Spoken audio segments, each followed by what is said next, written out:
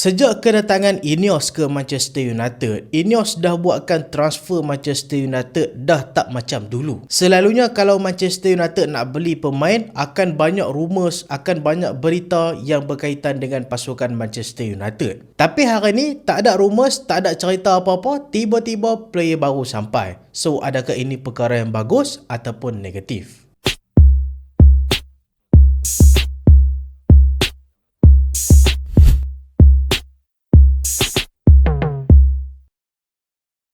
Assalamualaikum dan selamat datang ke Pala Bola United. So dalam video kali ini, dalam segmen Suara United, kita nak bincangkan adakah kedatangan Ineos dan tindakan depa untuk merahsiakan transfer news pasal Manchester United ni adalah perkara yang bagus ataupun tidak. Aku ada post tau dekat community post aku pasal Suara United ni, dan dekat situlah aku cedok-cedok komen untuk kita baca dalam video kali ni. Tapi ada jugalah segelintir daripada viewers kita yang komen kat situ yang kurang faham apa konteks yang aku nak sampaikan. Ada juga yang kurang faham, yang maksudnya macam depa nak kata aku kata pemain macam Youri Tielemans, Andre Santos ni pemain yang bosan. Aku bukanlah nak kata transfer pemain yang MU beli ni membosankan, tapi aku nak kata maksud bosan tu adalah daripada segi leaks, daripada segi berita. Maksudnya dulu kalau kita ingat contoh kalau pemain-pemain tu Manchester United nak dapatkan, MU nak beli sama ni 2 tahun awal lagi berita tu dah leak. Macam tu lah dulu. Tapi hari ni berita tak ada apa-apa leak, rumours langsung tak ada, tiba-tiba player baru sampai. Kita tengok pemain macam Andre Santos dan juga Youri Tielemans,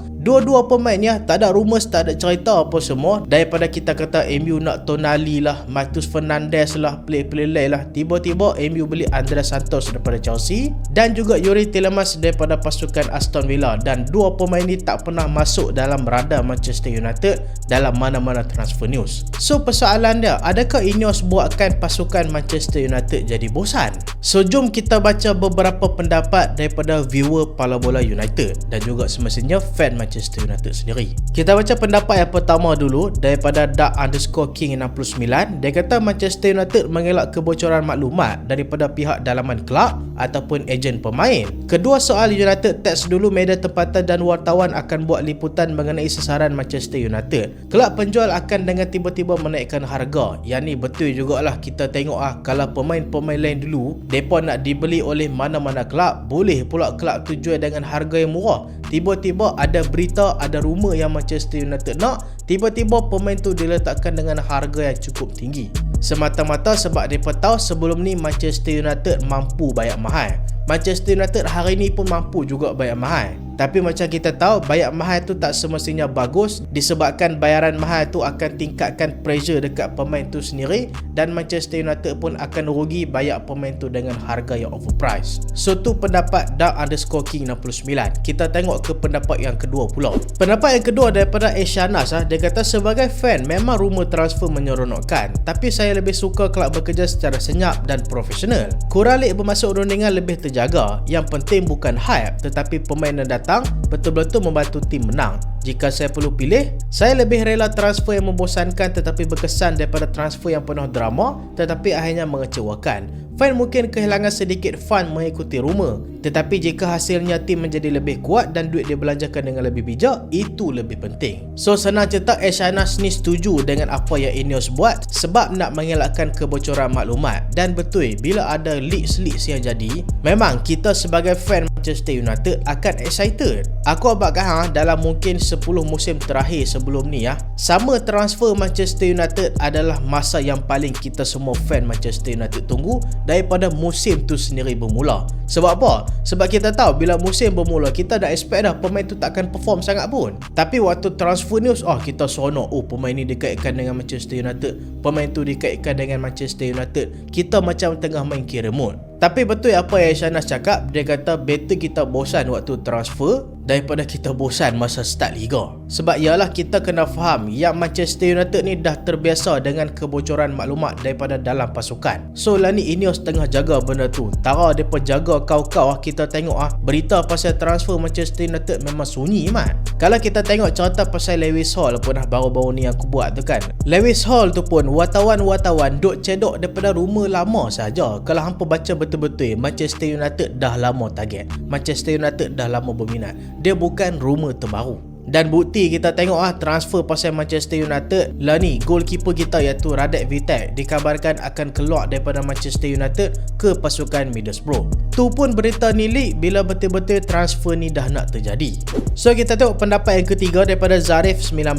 Dia kata pada pendapat aku lebih suka cara Ineos yang sekarang yang lebih mengutamakan start seorang pemain daripada hype sahaja. Ini kerana Ineos nampak yang beberapa tahun ni Manchester United terlampau mengutamakan hype kepada seorang pemain untuk pasukan sehingga menyebabkan terjadinya kerugian, contohnya Sancho yang sekarang tiada hasil untuk pasukan. Bagi aku kerja Ineos sekarang lebih function bagi mengurangkan pressure untuk seseorang pemain apabila masuk MU dan juga lebih mengutamakan kedalaman pasukan dan pemain yang lebih sesuai dengan gameplay MU sekarang. Yang ni yang penting. Kalau kita tengok pendapat Zarif, kita boleh pecahkan kepada beberapa perkara. Yang pertama, dia kata MU tak beli dah pemain ikut hype.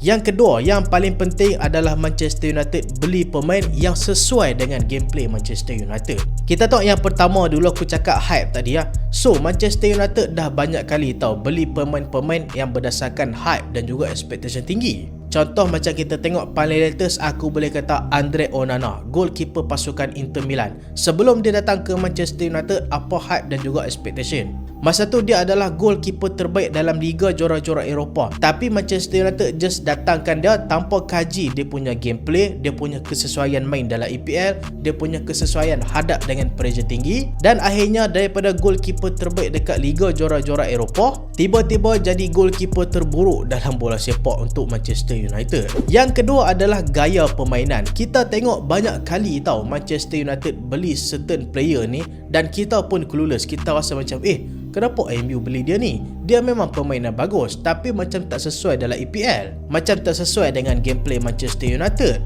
Contoh kita tengok pemain macam Anthony waktu dekat Ajax memang kita nampak dia okey, dia padu dekat Ajax. Tapi kita dah sangsi dah bila tengok dia punya physicality, dia kecil. Bolehkah dia fight dalam EPL? Bolehkah dia main dengan tactical Manchester United? Dan terbukti signing tu sekali lagi flop. So senang cerita, untuk membeli satu-satu pemain ni bukan sekadar hype dan juga expectation sahaja.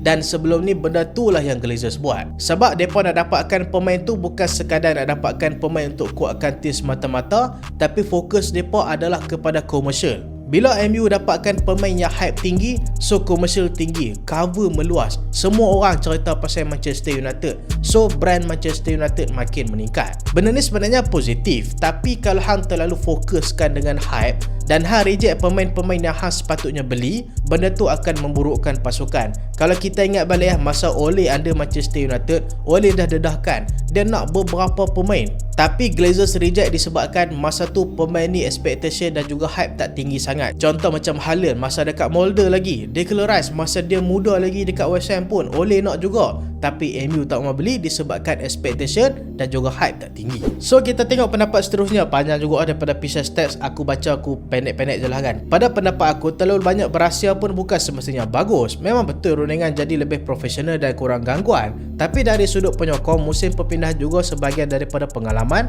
untuk menyokong kelab. Rumor, perbincangan dan spekulasi itulah yang buat orang sentiasa bercakap tentang Manchester United walaupun Liga belum bermula. Yang ni apa yang Glazers buat Dulu setiap kali dikaitkan dengan pemain besar, satu dunia bercakap tentang United walaupun ada yang tak menjadi. Sekurang-kurangnya aura dan tarikan kelab itu sentiasa ada. Sekarang suasana terasa lebih sunyi. Kadang-kadang penyokong pun tak tahu kelab sedang buat apa sehinggakan pemain tiba-tiba diumumkan. Bagi aku tak salah kalau ada sedikit hype selagi ia tidak mengganggu rundingan. Kelab seperti Real Madrid atau Liverpool pun masih ada kabar angin transfer, tetapi mereka tetap boleh menjalankan urusan dengan baik. Jadi tak semestinya semua perkara perlu dirahsiakan. Patang pun boleh bacalah selebihnya. So senang cerita, kalau kita tengok pendapat daripada Pisah Stats, dia macam kurang setuju sikit. Sebab dia kata perlu juga rumor, perlu juga berita, perlu juga perkembangan. Ni adalah tujuan untuk Manchester United punya fan dan juga Manchester United sendiri punya komersial. Dan Pisah Stats juga bandingkan dengan pasukan macam Liverpool, pasukan macam Real Madrid. So kalau kita tengok, memang Real Madrid ada banyak rumor. Sebelum ni ada rumor Olise lah, lepas tu ke Diomande lah, macam-macam rumor juga. Untuk pasukan Liverpool pun macam-macam rumor juga. Tapi kalau kita nak compare dengan Real Madrid, Liverpool lebih senyap sikit lah. Depa lah ni rumor play-play macam Bakola, macam Ibrahim Mbaye. Dan dengan cerita kalau tak dapat dua play ni, depa nak ambil Ryan, bekas pemain Andoni Iraola dekat pasukan Bournemouth. So rumor-rumor tu still ada. Tapi aku suka baca pendapat yang kelima ni. Yang mana aku rasa pendapat kelima ni menjawab kepada pendapat daripada Pisha Stats. Kita baca pendapat daripada Iwan Mokhtar. Dia kata taklah bagus secara keseluruhan, tapi untuk situasi semasa dalam fasa recovery status kita sebagai kelab gergasi sangat baik. Sebab pengurusan sekarang fokus utama bina semula kelab yang dah belasan tahun rosak ataupun gagal dibina. Tinggalkan dulu hype apa bagai semua tu, jangan terpedaya hingga hilang fokus. Tak sanggup nak jadi macam dulu-dulu, kuat rumours, pancing media, las-las kelab hauk. Belasan tahun mandul EPL, UCL tak payah cakap, gagal layak pun pernah beberapa kali. Jadi bagus atau tidak, bagus untuk situasi sekarang. Aku suka dengan pendapat Iwan Mokhtar sebab dia macam menjawab kepada pendapat Pisha Stats tadi. Sebab dia kata apa? Sebab Pisha Stats tadi kan compare dengan pasukan macam Liverpool, compare dengan pasukan macam Real Madrid. Kita tak boleh nafikan Liverpool mesti lepas sekadar finish dekat tempat kelima, tapi daripada segi kejayaan Liverpool lagi bagus daripada kita dalam tempoh 10 tahun terakhir. Mereka dah pernah merasa menang EPL, mereka dah merasa menang UCL. Sedangkan Manchester United pula, puncak kejayaan kita just dapat trofi Carabao Cup, FA Cup macam tu saja. So kita tak boleh nafikan yang Manchester United memanglah ni dalam situasi kelab yang tengah rosak tapi dalam proses membangun. Dan kita tak boleh samakan situasi Manchester United dengan pasukan macam Liverpool, dengan pasukan macam Real Madrid. Sebab mereka dah establish, mereka dah strong. Kalau diganggu oleh media, diganggu oleh fan pun, mereka punya base dah kuat. Untuk Manchester United under Ineos lah ni, apa yang Ineos buat?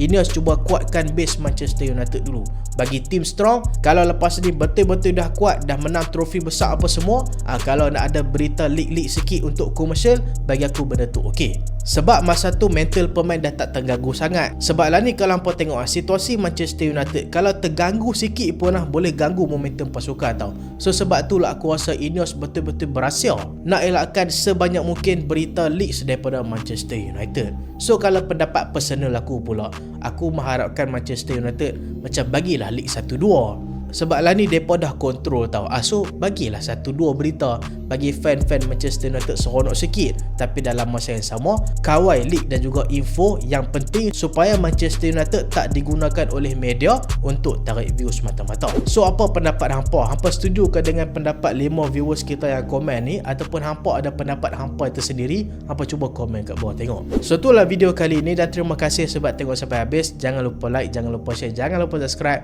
Aku Solehan, Assalamualaikum.